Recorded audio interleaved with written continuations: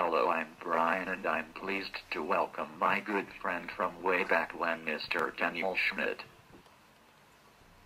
Dan, could you explain how we know each other? I met Brian way back in the day. It was 7th grade, Kailua Intermediate. That's where it all began. Hawaiian history. We sat next to one another, and we just got to know one another.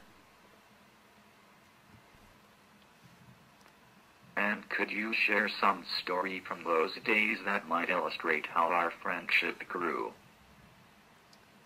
I have to say our friendship grew stronger and stronger through our bond for the love of sports. I mean, we really loved baseball initially, be it wiffle ball or UH baseball. We'd always go watch UH baseball games, play wiffle ball during recess time. And I always enjoyed, talking to you about that kind of stuff, having a good time. And I remember you'd come out and play ball with us during the recess time. You'd roll right up there and with that one hand and that wiffle bat that was taped up, and you'd whack that ball just like anybody else. It was no problem. So I'd have to say sports, and even to this day, we still keep touch with one another, talking UH football, anything else going on, football, baseball. Yeah, definitely.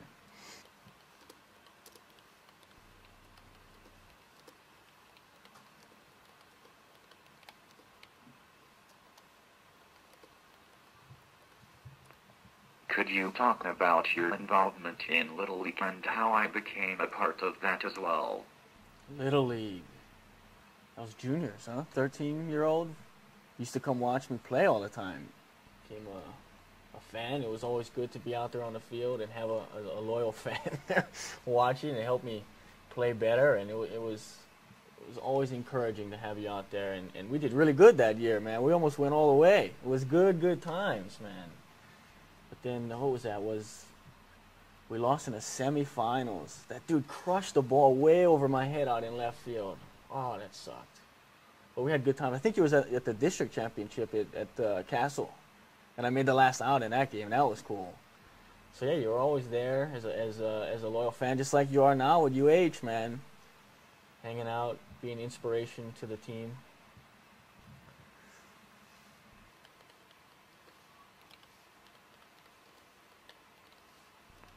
Outside of sports, we hung out at each other's homes. Could you share something about that? Oh yeah, we used to hang out all the time. Weekends, either I'd go to your house and we'd hang out, you'd come to my house. RBI baseball comes to mind right off the top, man. We'd sit there and jam on Nintendo with those little fat guys in RBI baseball. And I was always impressed how you would jam on that one controller and you would keep up with me like it was even kill. I mean, there was no, oh, I gotta lighten up or let up, because then I'd lose, I'd get crushed.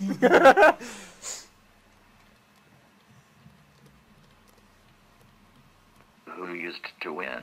That's what I'm talking about, man. It was, of course, I always won, but it was good competition. Now you would definitely win some of the games, but it was all about our. And you had a swimming pool and was determined to get me in there, and you made that happen. We made it work, man. Toss you in the water, man. You get it done. Flailing around. No, what it was in the shallow end must have been, huh? We put you in there, took care of you. I love that pool. Used to go bonsaiing off the roof. Huh? Yeah, man, definitely. Yeah, it was all about that. Whatever. I mean, there was no big difference. We just would hang out and you'd swim. I mean, yeah, there was nothing. It was different. Trading cards. You was into baseball cards too, right? We would get into that. Trading cards. Yeah, all kind of. Could you talk a little about coming over to my place and what you thought of my family? Oh, your family. I was good buddy with Lynn and Lori. I tried to hook them up with I think I gave them the exercise pad, the Nintendo. Oh, you remember that? Little Lori and Lynn, because they were, yeah, we would hang out, and your mom and your dad. It was cool to see you in that other element, to see you at home in your other chair and how you're more free, and you would, go around and do your thing. It was different than at school, so that was kind of cool to see. And your family was always supportive of you, and that was always I always respected that and admired that.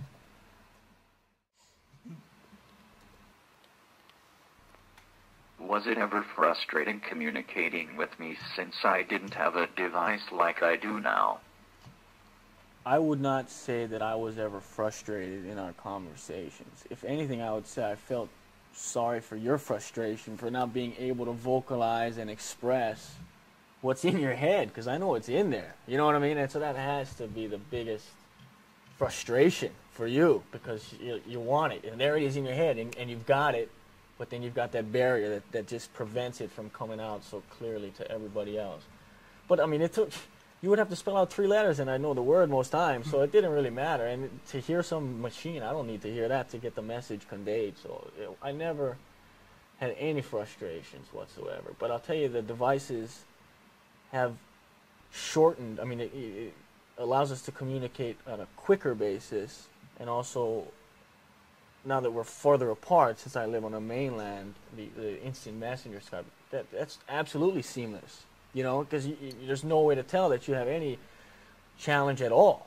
And people, even when I was at work, and I would tell them that I was communicating with somebody with cerebral palsy and could only use one hand, they were blown away at how quick the flow of the conversation would go. Because it's such a foreign concept for people to think that essentially 3 fingers can keep up with us 10-finger folk,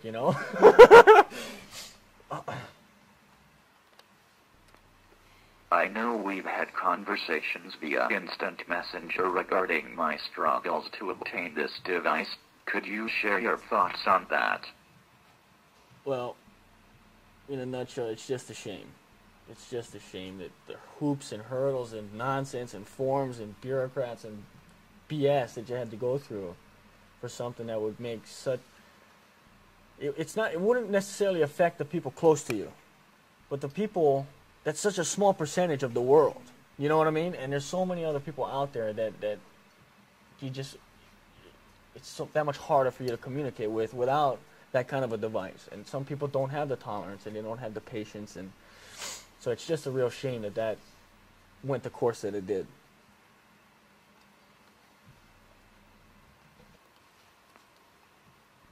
So how do you think you've developed the patience to get along with me, since anyone will tell you need to be extremely patient to even be with me? But could you perhaps point to what allowed you to be so open and patient to be friends with me? I never had to develop a patience. It was just, we were the kids that we were, and you were the way you were, and I was the way I was, and we were friends. There was no, okay, I have to work consciously to be this guy's friend. It was just, here we are, we hit off, we're buddies, we have common interests, common likes, So, the patience wasn't developed, it just was there, it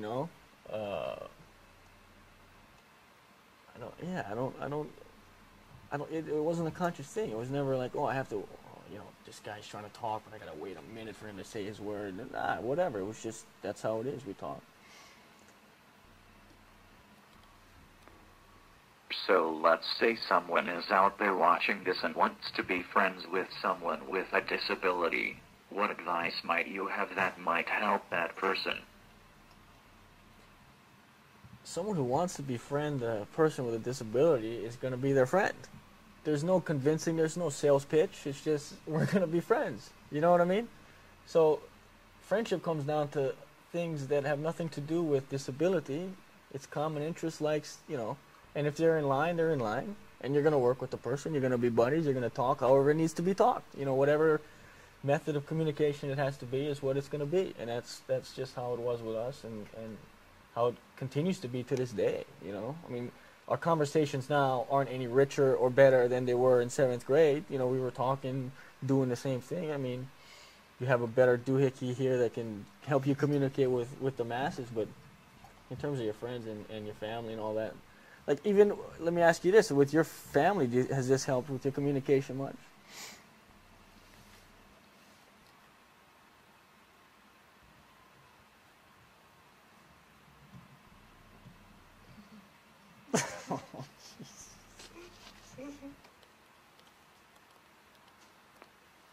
I remember hanging out and staying over at your place many times. Do you remember what we did? I think we stayed up late and played Nintendo. We played a lot of Nintendo. There's no question about that, man. We would play a lot of Nintendo.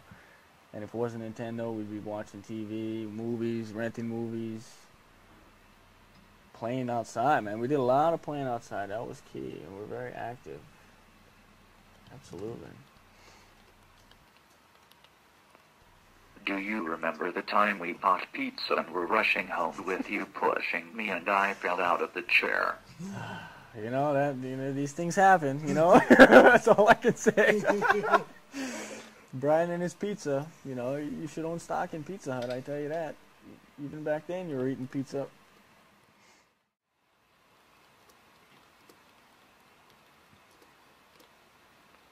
Do you ever think, what the heck is he still going to school for?